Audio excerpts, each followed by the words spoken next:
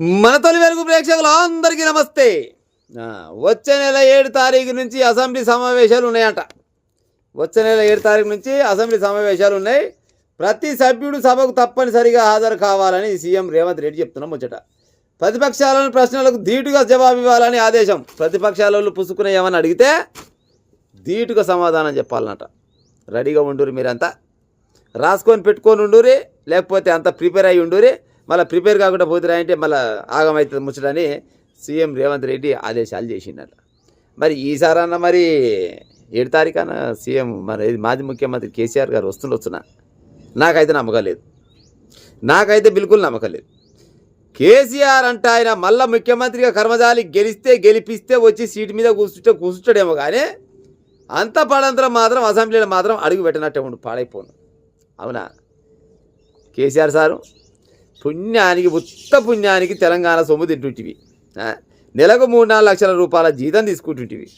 ప్రతిపక్ష నేతగా ఉండాలి నువ్వు. ప్రతిపక్ష నేతగా పాడైపోను. ఎక్కడ పోతే పత్తలేవు, అసలు ఉన్నవా లేకపోతే పక్క దేశం పోయినా కూడా అర్థమై పాడైతలేదు. పేపర్లు అయితే రావడం చాలా రోజులు, ఆ పేపర్లు రాక అసలు ఏమవుతుంది ఏం కథ, నువ్వు రాబుద్ది లేక వస్తలేవా, లేకపోతే వాళ్ళన్నా నిన్ను ఆ ఫామ్ హౌస్లో కట్టేసిరా, నాకైతే అర్థమై పాడైతలేదు.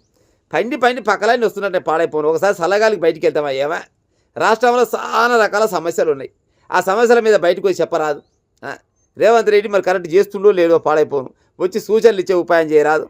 గది చేత కాదు కానీ ఎంతసేపటికి ఫామ్ హౌస్లో వండుకొని ఇక బొచ్చే చూడు పులి, ఇక బొచ్చే చూడు, అది బొచ్చేది లేదు సచ్చేది లేదు. ఒక ఆయన అంట రసబండ మీద కూర్చున్నట. రసబండ మీద కూర్చొని కిందగా 2 కాళ్ళు లేనేలేవట. ఊరికనే తువాల కిందికి లుంగి కిందికి అనుకొని ఇంత పెద్ద పడుగోల దగ్గర పెట్టుకున్నాడు. ఇంత పెద్ద పడుగోల దగ్గర పెట్టుకొని లేస్తే బతకరు అంటున్నట. లేస్తేనే అంటే బతకరు అంటున్నాడు. ఉని పాడైపోను, లేస్తే నిజంగా బతకమేమనుకున్న జనాలు అంత పర్సన్ అవుతున్నట. ఓడు మొండోడు వచ్చిండట. లేరా నువ్వు లేచినాక నేను చూస్తాను, నువ్వు లే అంటే లుంగి పైకి లేపి చూస్తారా, ఏం లేదట. పాడైపోను, 2 కాళ్ళు లేనేలేవంట. ఉత్తగానే మంత్రాల బలం లేకున్నా కానీ తుప్పిల బలం ఉండాలన్నట్టు అప్పుడో ఇప్పుడో పాడైపోను. ఇక వస్తుంది పులి బయటికి, నీ పులి నాశనం అయిపోను. ఎప్పుడు బయటికి వెళ్ళి పాడవుతుంది. రావాలి, బరాబరిగా జనాల మధ్యలో రావాలి, అసెంబ్లీకి రావాలి. నీ సీటు తుడుస్తూ రోజు తిడుతున్నాడు. పాడైపోను, ఎప్పుడు వచ్చి పాడవుతారా నాయన, రోజు తుడసలేక యాసకు వస్తుందట. నీ సీటు నీకే ఉండే, ఎమ్మెల్యేగా నీ సీటు నీకే ఉండే, మరి ఇకనన్నా వస్తావా లేదా? మరి ఇక కొడుకు ఏమంటాడంటే, కేటీఆర్ ఏమంటాడంటే, మా అయ్య లోపలనే ఉండాలి, నేను మాత్రం బయటనే ఉండాలి. ఇది చక్కదనం, ఇదేం చక్కదనం చెప్పు. మిమ్మల్ని గెలిపించింది పని లేక అసలు మీ నియోజకవర్గంలో ఉన్న ప్రజలు ఎట్లా మిమ్మల్ని క్షమిస్తున్నారో నాకైతే అర్థమై పాడైతలేదు. ఈ నెల 7 నుంచి అసెంబ్లీ సమావేశాలు నిర్వహిస్తామని సీఎం రేవంత్ రెడ్డి తెలిపారు. ప్రతి సభ్యుడు సభకు తప్పనిసరిగా హాజరు కావాలని సూచించాడు. సోమవారం ఎమ్మెల్యేలు, మంత్రులు, ఎంపీలతో సీఎం రేవంత్ రెడ్డి సమావేశం అయ్యారు. ఈ సందర్భంగా మాట్లాడుతూ సభలో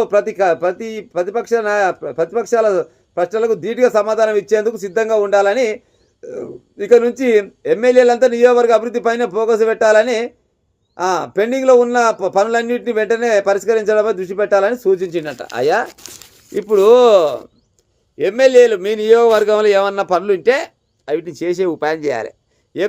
ఎక్కువ శాతం నియోజకవర్గంలోనే పనిచేయాలి. బయటకు మాత్రం మీకు ఏం పని లేదు. మీ ఊరిలో మీరు పనిచేసే ఉపాయం చేయరన్నారు. నేను చూసేంత వరకు దాదాపు అంటే నేను ఇక్కడ లోకల్ నల్గొండగా ఇక్కడ చూస్తుంటా కాబట్టి ఒక వేముల వీరేశం అనే వ్యక్తి తప్ప, వేముల వీరేశం అనే ఒక ఎమ్మెల్యే గారు తప్ప మిగతా వాళ్ళు అయితే పెద్దగా తిరిగినట్టు కొట్టి పాడైతలేదు. తిరిగితే మళ్ళీ మందుల సమయం తిరుగుతుండొచ్చు, అక్కడిక్కడ అవపడతాడు. ఓసారికి కోమరెడ్డి రాజగోపాల్ అయితే అవపడతాడు జనాల మధ్య.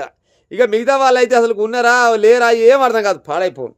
వేముల వీరేశం అంటే కొంతమంది అనుకుంటారు ఏమైనా జాకిలు పెట్టి లేపుతున్నట్టు లేపనక్కర్లేదు, ఏం లేదు. కానీ ఉన్నది మాట్లాడాలి, లేనట్టే మాట్లాడాలి. నిజంగా కూడా ఎమ్మెల్యే వేముల వీరేశం గారి దగ్గరికి ఎవరన్నా కట్టినే డౌట్ ఉంటే, ప్రతిపక్ష నాయకులు ఉంటే, లేకపోతే పక్క ఛానల్లో ఉంటే, నగరకల్లా ఎమ్మెల్యే గారు ఉన్నారంటే పొద్దుగాల లేచి ఒకసారి పోయి రాని. దగ్గర 1000 మంది కంటే తక్కువ ఉంటే అడుగురి. 1000 మంది సమస్యలు ఉన్నోళ్ళు ప్రతి ఒక్కరు పోతూనే ఉంటారు. వాళ్ళు ఏ పార్టీ అన్నా కానీ ఏదన్నా కానీ వచ్చిరా అలా పలానా సమస్య ఉందంటే ఆయనతోటి అయ్యేది ఉంటే బరాబర్గా చేసి పంపిస్తాడు. కానీ మిగతా ఎమ్మెల్యేలు గట్ట చేస్తలేనట్టు సారు. రేవంత్ రెడ్డి గారు మిగతా ఎమ్మెల్యేలు అయితే గట్ట చేస్తలేనట్టు.